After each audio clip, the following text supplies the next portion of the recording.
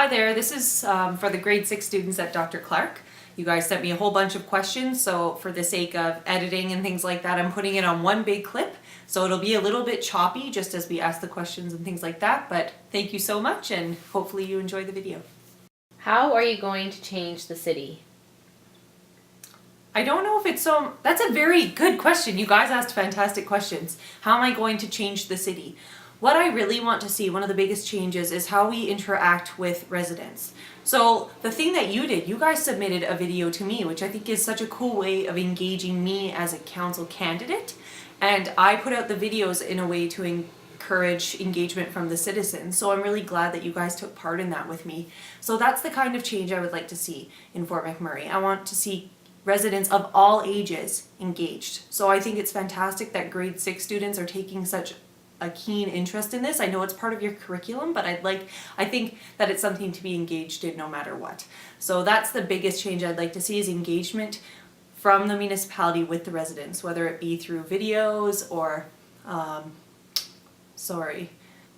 town hall kind of engagements, things like that. That's the kind of thing I want to see happening a bit more. What ways can you make Fort McMurray better? Thank you for the question. I think it's important that we remember that it's not just Fort McMurray, it's also about the entire regional and municipality of Wood Buffalo. So we have outlying rural communities that also need services and development in those areas as well. So we need to make sure we're listening to the representatives from those wards when we're making big decisions. How I can make Fort McMurray better, I think on council, as one voice, I can contribute that I really like to research things before I make decisions. I'm not afraid to say no to a motion because other people want it to go through. If it's something that doesn't make sense to me, I'll turn it down so that I can go back, collect more information, and they can come back and present to us again. That's part of the process in municipal council. I think it's important that we acknowledge that we'll all work as a team, so it's what can we do to make Fort McMurray better. It's not really me as an individual, it's what can mayor and council do to make Fort McMurray a better place. So I am really open to working on a team. I've met pretty much all of the candidates in person, and I think they'd all be fantastic people to work with. So I'm looking forward to that if I'm successful. Thank you. Why would you be a good representative? I think I'd be a good representative because I do represent a younger age group in Fort McMurray. I am a young homeowner. I've grown up here. I've lived here since I was 10 years old. So I've seen kind of the bit of progression, but I'm 25, so I represent that age group of 30 and under, I think, very well. I also think, as I said in the earlier question, I'd be a good representative because I will not just make a decision. I will not rush decisions. I will make sure I have the right information. I will ask a lot of clarifying questions, and that's something I do constantly. I've done it on the talking stick when I can. I've done it for interviews. If someone asks me something on Twitter, I might say, can you elaborate on that a little bit more before I answer the question? Because I want to make sure I'm answering it in the way they need me to, and I want to make sure I can research the correct information. A lot of the time I might not answer a question right away. It's because I'm going and doing the research before I give an answer, because I want everything I say to be well thought out. I don't want to have to backtrack on anything I say because I did bad research, so that's an important part of the process. Would you support an indoor rec center with separate areas for basketball and soccer that can be used by kids my age? That's an interesting question. I think the big suggestion I would give to you guys, if that's something that you think is a big need for your age group, is that you need to attend the engagement sessions for the Northern Rec Center, for any further development of the downtown areas and things like that. Is you need to go. You need to ask your parents, say, I need to go to this engagement session and have my voice heard, because they will listen to you. You guys are powerful. There's a lot of youth in Fort McMurray. If you guys band together and ask for things that you want, it can probably happen if it's something the community needs. And if this is a need you see, I think it's something you need to advocate for. From a business perspective, I don't know, maybe that's why the current rec centers aren't offering that right now, is it's currently not a need. But I will say you have to be out using the facilities. You can't just say, I go once a week, so I really want that. It needs to be something that's viable for the businesses to offer. So things like Mac Island and the Sport and Wellness Center. So maybe going and talking to the people that organize that, saying, this would be the best time for my friends and I to use this facility. Is there a way to ensure that we have a choice between soccer and basketball, because that's what we're passionate about? So it's really making sure that your voice is being heard. Write letters, write emails, ask to talk to the Huskies representatives at the college, because they can probably get you the contact information you need to get things like that happening. But you guys can do that. You have the power, so advocate for yourselves and just get out there and be part of the community. If the arena and bridge connecting to Mac Island cost too much, would you support raising taxes?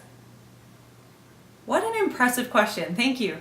No, I don't think so. My taxes already are costing me close to $2,000 a year, and that's for a 2-bedroom condo in an apartment style complex. So I can only imagine what single family homes are costing. And right now, I think with a $1 billion budget we're approving right now in council, recently, I think we really need to look at our spending and see if we're meeting our needs versus our wants. So if we have to raise taxes in order to get things like a pedestrian walking bridge, but that they're saying now is essential, but back then when they proposed it, it wasn't an essential capital project, I think we need to go back and look at our spending a bit more. I'm not in favor of raising taxes for things like that at the moment. I don't think it's meeting our basic core needs, and that's what we need to address first. What would you do for road maintenance? This is a big area in the municipality. It includes snow removal, paving, pothole repair, that kind of thing. So in the area of snow removal, I think it's something we need to look at, possibly increasing the budget, because it keeps coming back to, well, we don't have the manpower, we don't have the equipment to clear the snow on a regular basis, but we're a northern community. That needs to be something that's done. Our main roads are getting paved, but it doesn't do anyone any good if they can't get out of their driveways. So that's something I think needs to be looked at. I just went on the website and tried to to figure out how I would report a pothole. So first you have to go to roads and maintenance. Then you need to click on pothole, how to report a pothole.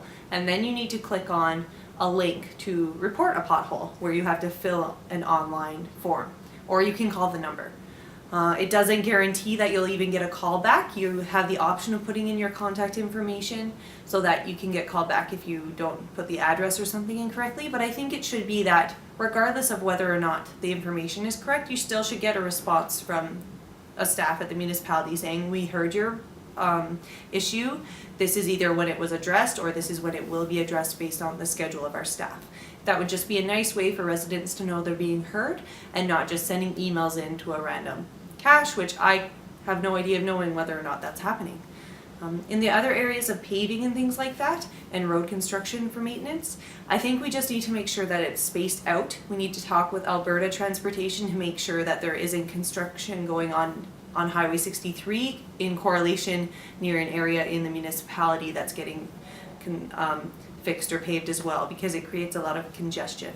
So that will just be a big part in the communication area.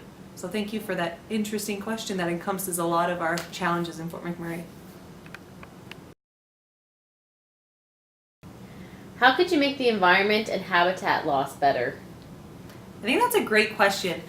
I think the municipality has taken a lot of great steps. So we have the curbside recycling program, we have green initiatives for developers in the community and things like that. I think a big push needs now to continue to come from industry, and I think that's something that they're doing right now, but it could be improved upon. So it's asking those tough questions to industry members. So what's your set dates for reclamation and things like that, maybe? I also would like to see encouraging company vehicles not to be running 24/7. Sometimes I see them parked overnight and the vehicles are still running. I see vehicles right now, just vehicles in general, idling in parking lots. It's not even below zero yet. We don't need to be leaving our vehicles running. So I think there needs to be a bit more education towards the public about the little steps we can be taking as individuals to make the community a bit better when it comes to environmental sustainability. So things like the shopping bag bylaw, those kind of things are very interesting, and I think it's small steps like that. And you guys can participate in community cleanups and all that kind of thing. So again, it's us as the municipality encouraging our citizens to be responsible when it comes to litter and reducing and recycling and things like that. Thank you. Do you support the downtown arena? Why or why not? This is it's such a hot button topic, I guess, if you'd say, for the election. But would I have voted for the arena proposed downtown if I'd been in council at the time? No, I would not have voted in favor. And here are the reasons why. I don't believe the middle of downtown is the right location. I think we need more space like that, but I don't think we need it right in the middle of downtown. I think we need to look at adding spaces on both ends of the two other hills, if you will, or maybe looking down near Penhorwood. So basically that's one of the reasons. I don't think it was well thought out enough. I think we started expropriation a little too soon, and I think there should have been a bit more consultation. In talking with people, there are a lot of people that are confused about the facts, so maybe it is the best location for the arena, but right now we don't really know. There's a lot of numbers, there's a lot of information floating around, and it's hard for residents to figure out what's true and what's not. So I think it's something that needs to be represented to the residents, gain their input again, and change it if we need to. Can we get an arcade? I would love an arcade. I am personally an avid video game player. I haven't had a lot of time recently with school and things like that, but usually over Christmas break and summer vacation, I'll take a few hours here and there to partake. I think it would be so cool to see an arcade where kids could go and hang out. I don't know where it would be. It's part of the process of going and talking to developers, talking to business owners, and seeing if it's something they want to take part in. But again, I said in earlier questions that you guys have a lot of power. There are a lot of youth in Fort McMurray, and if there are a lot of you that want an arcade, then start telling business owners that. If we're going to have a theater, a bigger theater in the Northern Rec Center, then go talk to that developer, go talk to Landmark Cinemas and say, are you going to have an arcade proponent in that area? How cool would that be? Be kind of like West Ed where they have that little gaming area. Why can't we have that in the Northern Rec Center? And then if it's something that becomes a hit, maybe they'll spread out to other locations too. But really, again, it's up to you guys as the consumers to say this is something we want in our community and it's something you're going to advocate for. So again, it's in your hands. Why do you want to be our representative? I think I have a lot to offer Fort McMurray. I've had quite a bit of experience growing up here since I was 10 years old. I've volunteered in a variety of different social profit groups. I'm very interested in things like governance and how to work as a team to run big organizations. I was the president, or am the president of the Fort McMurray Boys and Girls Club. I have been for the past 5 years, so that gives me a bit of experience. But why do I want to do it?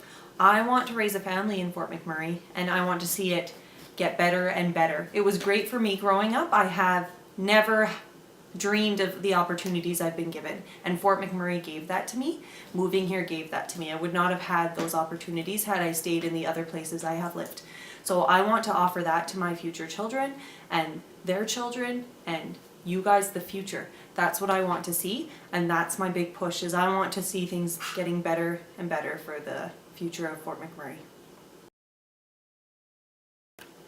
What are you doing to get people's votes? I'm trying the best to be myself. I think my actions and who I am speaks loudly, and that's basically what I'm doing. So I'm putting out videos like this. I'm trying to be as active as I can on the talking stick. I'm only answering questions that are directed at me as a new candidate or that are open for everyone, because I don't want to just be answering things saying not applicable. And I'm just basically putting myself out there. I was at the mall on the weekend handing out bracelets and flyers. If people invite me to their homes, I will show up and go there. I have my cell phone number posted, and people have been texting me questions and things like that and emailing me. So that's what I'm doing to get people's votes, is I'm being myself. I'm trying to get out there so you kind of get an idea of who I am and what I'm all about. Did you run for student government growing up? What a good question. That's such a fun question. No, I never did. And I don't know why I didn't. It's just something I wasn't really interested in. I was more interested in things like Santa's Anonymous. So for that position, I had to apply kind of like a job. So I started out in grade 9. I just participated on the quality control team, and I was on the teddy bear toss team. In grade 10, I was the assistant leader of quality control. In grade 11, I was the assistant head leader, and then in grade 12, I was the head leader. So I was very busy. I didn't have time to participate in student government. I always participated in the voting aspect. I was always an avid voter, but I was busy on the volunteer end. But thanks for the question. Sorry guys, I gave you untrue information. My assistant just told me in grade 10 I was actually the team lead of quality control, and she was my assistant, so there you go. So that was all of your questions. Thank you so much, grade 6 at Dr. Clark's school, for taking part in this. It's great to see that your teacher is getting really engaged in things like that. I see her on Twitter and she's tweeting stuff at us about you guys, that you have different kind of competitions about who can recognize who is running for council, that kind of thing. So I think that's a really fun way to get engaged. Thank you so much for being engaged citizens. I can't wait till you're old enough to vote. That's going to be great. But hold on to this passion. Hold on to the fact that even though you guys can't vote, you still have a voice in this community, and use every opportunity you can to use that voice. So write letters to us, send emails, tweet at us, get your parents to talk to us, that kind of thing. Use that voice and help us form the future. You are the future here, and you need to help us work towards that. So thanks again so much. I had a great time answering your questions.